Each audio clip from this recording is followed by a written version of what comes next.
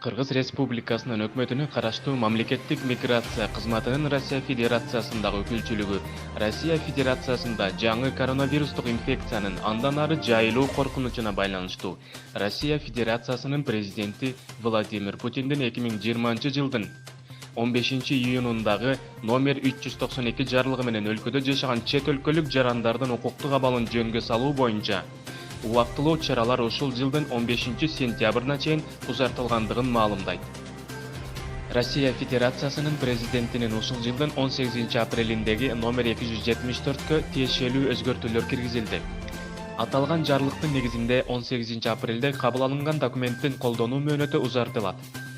Демек 2020-жылдын 15-сентябрына чейин Россия Федерациясындагы чет өлкөлүк жана жарандыгы жок жарандардын убактылуу болуу мөөнөтү алар жашаган же катталган жеринде мөөнөттөрү.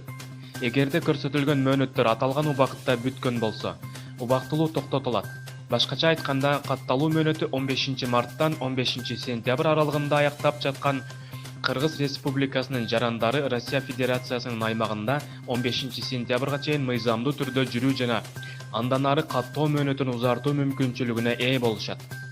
Бүгүнкү күндө Россия Федерациясынын Ички иштер министрлигинин миграция маселелери боюнча аймактык бөлүмдөрү, ошондой эле мамлекеттик жана муниципалдык кызматтарды көрсөтүү боюнча көп функционалдуу борборлору токтоосуз иштеп жатышат.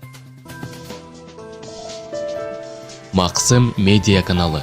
Маанилүү маалыматтар биздин каналда. Каналга катталып, коңгуроочону басып, ар бир чыгарылган материалды көрүп туруңуз жана маалыматты бөлүшкөндү унутпаңыз.